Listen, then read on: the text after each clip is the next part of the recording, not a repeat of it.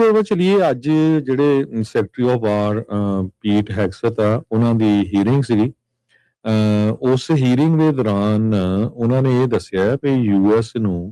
US ਨੇ ਹੁਣ ਤੱਕ 37.5 ਬਿਲੀਅਨ ਡਾਲਰ ਈਰਾਨ ਜੰਗ ਦੇ ਉੱਤੇ ਖਰਚ ਕਰ ਦਿੱਤੇ ਹੈਗੇ ਆ। ਯੂਐਸ ਦੇ ਡਿਫੈਂਸ ਸੈਕਟਰੀ ਤੇ ਚੇਅਰਮੈਨ ਜਿਹੜੀ ਜੁਆਇੰਟ ਚੀਫ ਆਫ ਸਟਾਫ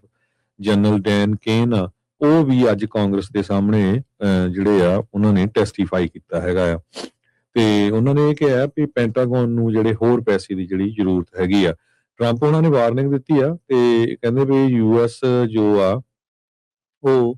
ਪਿਕੈਕਸੀ ਜਿਹੜੇ ਮਾਊਂਟਨ ਆ ਜਿਹੜੀਆਂ ਉਹ ਪਹਾੜੀਆਂ ਜਿੱਥੇ ਸੋਚਿਆ ਜਾ ਰਿਹਾ ਵੀ ਉਹਨਾਂ ਦੇ ਬਿਲਕੁਲ ਥੱਲੇ ਨਿਊਕਲੀਅਰ ਜਿਹੜੇ ਉਹਨਾਂ ਨੇ ਜੋ ਵੀ ਉਹ ਕਰ ਰਹੇ ਆ ਨਿਊਕਲੀਅਰ ਪਲਾਂਟ ਆ ਉਹਨਾਂ ਦਾ, ਤੇ ਉਸ ਨੂੰ ਅਸੀਂ ਅਟੈਕ ਕਰਨ ਜਾ ਰਹੇ ਆ ਤੇ ਉੱਥੇ ਕੀਤਾ ਵੀ ਆ ਪਹਿਲਾਂ, ਪਰ ਉਸ ਨੂੰ ਪੂਰੀ ਤਰ੍ਹਾਂ ਨਾਲ ਤਬਾਹੀ ਵਿੱਚ ਲੈ ਕੇ ਜਾਵਾਂਗੇ। ਬਹਿਰੀਨ, ਕੁਵੈਤ, ਜਾਰਡਨ ਇਹ ਸਾਰੇ ਏਰੀਏ ਜਿਹੜੇ ਆ ਹੁਣ ਇਸ ਜੰਗ ਦੀ ਲਪੇਟ ਵਿੱਚ ਆ ਗਏ ਆ ਕਿਉਂਕਿ ਈਰਾਨ ਵਾਲਿਆਂ ਨੇ ਉੱਥੇ ਜਿਹੜੇ ਆ ਆਪਣੀ ਡਰੋਨ ਤੇ ਮਿਜ਼ਾਈਲਾਂ ਸਿੱਟੀਆਂ ਹੈਗੀਆਂ, ਖਾਸ ਕਰਕੇ ਜਿੱਥੇ ਯੂਐਸ ਦੇ 에ਅਰਬੇਸ ਹੈਗੇ ਆ। ਰਿਪਬਲਿਕਨ ਸੈਨੇਟਰ ਜੌਨ ਕੈਨੇਡੀ ਨੇ ਰਿਪੋਰਟਰਸ ਨੂੰ ਦੱਸਿਆ ਤੇ ਕਾਂਗਰਸ ਤੇ ਜਿਹੜੇ ਅਮਰੀਕਨ ਪਬਲਿਕ ਆ ਉਹਨਾਂ ਨੂੰ ਸਿੱਧੇ ਆਨਸਰ ਚਾਹੀਦੇ ਆ ਪੈਂਟਾਗਨ ਵੱਲੋਂ, ਤੇ ਕਹਿੰਦੇ ਵੀ ਸਾਨੂੰ ਐਕਸਪਲੇਨ ਕਰਨਾ ਪਊਗਾ ਅਮਰੀਕਨ ਲੋਕਾਂ ਲਈ V Y we went in ਤੇ how we are going to get out, ਕਿਉਂ ਅਸੀਂ ਉੱਥੇ ਗਏ ਆ ਤੇ ਕਿਸ ਤਰ੍ਹਾਂ ਉੱਥੋਂ ਬਾਹਰ ਨਿਕਲ ਸਕਦੇ ਹੈਗੇ ਆ। ਸੈਨੇਟਰ ਡਿਕ ਡਰਬਨ ਜੋ ਆ ਨੰਬਰ 2 ਸੈਨੇਟ ਡੈਮੋਕ੍ਰੇਟ ਹੈਗੇ ਆ, ਉਹਨਾਂ ਨੇ ਇਹ ਕਿਹਾ ਵੀ ਹੈਗਸਟ ਤੇ ਕੇਨ ਨੇ ਜਸਟੀਫਾਈ ਨਹੀਂ ਕੀਤੀ ਕਾਸਟ ਆਫ ਵਾਰ,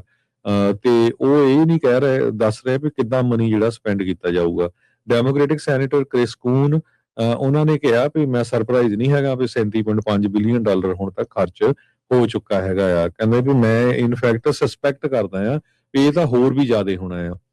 ਕਹਿੰਦੇ ਵੀ ਮਿਲਟਰੀ ਫੈਸਿਲਿਟੀਜ਼ ਨੂੰ ਬਹੁਤ ਜ਼ਿਆਦਾ ਜਿਹੜਾ ਡੈਮੇਜ ਹੋਇਆ ਹੈਗਾ ਆ। ਜਿਹੜੇ ਸੈਨੇਟਰ ਕ੍ਰਿਸ ਵੈਨ ਹੋਲਨ ਹੈਗੇ ਆ ਉਹਨਾਂ ਨੇ ਐਡਮਿਨਿਸਟ੍ਰੇਸ਼ਨ ਦੇ ਉੱਤੇ ਜਿਹੜੇ ਉਹਨਾਂ ਨੂੰ ਅਕਿਊਜ਼ ਕੀਤਾ ਆ ਵੀ ਪਿਛਲੇ ਕੁਝ ਮਹੀਨਿਆਂ ਦੇ ਵਿੱਚੋਂ ਜਿਹੜਾ ਤੁਹਾਡਾ ਕਨਫਲਿਕਟ ਚੱਲ ਰਿਹਾ ਤੇ ਕਦੇ ਤੁਸੀਂ ਕਹਿ ਦਿੰਦੇ ਅਸੀਂ ਜਿੱਤ ਗਏ ਆ ਤੇ ਹੁਣ ਸਾਰਾ ਕੁਝ ਤਬਾਹ ਕਰਤਾ, ਕਦੇ ਕਹਿ ਦਿੰਦੇ ਨਹੀਂ ਅਸੀਂ ਹੁਣ ਫੇਰ ਕਰਨ ਜਾ ਰਹੇ ਹੈਗੇ ਆ। ਸੋ ਅੱਜ ਹੀਅਰਿੰਗ ਸੀ, ਕਾਫੀ ਹੀਅਰਿੰਗ ਦੇ ਦੌਰਾਨ ਜਿਹੜੀ ਆ ਗਰਮੀ ਜਿਹੜੀ ਰਹੀ ਸਾਰੇ ਜਿਹੜੇ ਕਾਂਗਰਸਮੈਨ ਜਾਂ ਸੈਨੇਟਰ ਤੇ ਜਿਹੜੇ ਡਿਫੈਂਸ ਸੈਕਟਰੀ ਤੇ joint chief of staff general Dan Caine ਆ ਉਹਨਾਂ ਦੇ ਵਿਚਾਲੇ। ਜੀ ਬਿਲਕੁਲ, ਇੱਕ ਪਾਸੇ ਤੁਸੀਂ ਕਹਿਣਾ ਸੀ ਕੁਝ ਘੰਟਿਆਂ ਦੇ ਵਿੱਚ ਸਭਿਅਤਾ ਉਹਨਾਂ ਦੀ ਖਤਮ ਕਰ ਦਾਂਗੇ, ਮੁੜ ਕੇ ਤੁਸੀਂ ਕਹਿਣਾ ਵੀ ਉਹ ਬਹੁਤ ਵਧੀਆ ਨੈਗੋਸ਼ੀਏਟਰ ਨੇ, ਬਹੁਤ ਵਧੀਆ ਨੈਗੋਸੀਏਸ਼ਨ ਸਾਡੇ ਨਾਲ ਹੋਈਆਂ ਨੇ। ਸੋ ਇਹ ਦੋਨੇ ਗੱਲਾਂ ਜਿਹੜੀਆਂ ਨੇ ਅੱਡੋ ਅੱਡ ਨੇ ਤੇ ਇਕੱਠੀਆਂ ਨਹੀਂ ਚੱਲ ਸਕਦੀਆਂ।